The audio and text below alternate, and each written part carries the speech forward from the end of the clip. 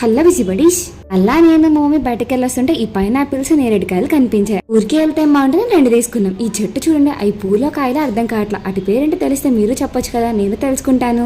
ఇదేమో వాక్కాయల చెట్టు. చెట్టు నిండా కాయలే, కానీ చేతికే అందట్లేదు. ఎంత బాగుందో కదా చూడటానికి. అలా మాటల్లో ఇంటికి వచ్చాం. ఇంటికి వచ్చినాక తీసుకున్న కాయలు ఊరికే వదిలేస్తామా? మా మమ్మీ తిందాంలే సైలెంట్ గా అంది. నేను ఊరుకుంటానా, వాటితో పైనాపిల్ కేసరి చేసుకుందాం అని చెప్పాను. ఈ పైనాపిల్లో తినేదానికన్నా పోయే వేస్టే ఎక్కువ ఉంటుంది కదా.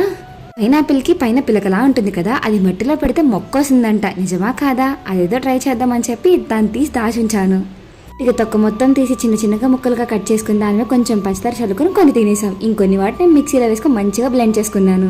ఒక పాన్ తీసుకొని సరిపడినంత గీ వేసుకుని అందులో డ్రై ఫ్రూట్స్ వేసుకొని గోల్డెన్ బ్రౌన్ కలర్ వచ్చేదాకా ఫ్రై చేసుకుని, ఫ్రై అయిపోయినాక వాటిని తీసి పక్కన పెట్టి అందులోనే ఒక కప్పు బొంబాయి తీసుకొని గోల్డెన్ బ్రౌన్ వచ్చేదాకా ఫ్రై చేసుకుంటే భలే కమ్మటి వాసన వస్తుంది. అలా మంచి స్మెల్ వచ్చినప్పుడు కొంచెం కొంచెంగా వాటర్ పోసుకొని నిదానంగా ఉండలు కట్టకుండా కలుపుకొని అందులోకి మనం పేస్ట్ చేసి పెట్టుకున్న పైనాపిల్ మిక్చర్ని కూడా వేసి అంతా కలిసేలా ఒకసారి కలిపి వదిలేస్తే అది నిదానం ఉడుకుతుంది. ప్యూరితో సహా ఉడికిస్తే బాగుంటుంది, అందుకే అలా వేసుకున్నాను. ఇంకా ఫుడ్ కలర్ కూడా నేనేం వాడలేదు, ఇది ఆల్రెడీ ఎల్లో కలర్ లోనే ఉంది కదా, అవసరం లేదు. ఇంకా మొత్తం మంచిగా ఉడికింది అనుకున్నప్పుడు సరిపడినంత క్వాంటిటీ షుగర్ వేసుకొని బాగా కలుపుకొని ఇంకాసేపు బాగా ఉడికించుకొని, ఎంత బాగా ఉడకాలంటే అది మొత్తం పాన్కి సపరేట్ అయిపోవాలి. అప్పుడు మనకేసారి రెడీ అయిపోయినట్లే.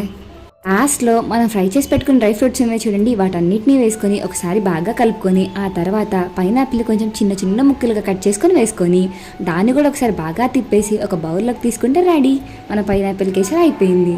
సబ్స్క్రైబ్ చేసుకోవడం మర్చిపోకండి.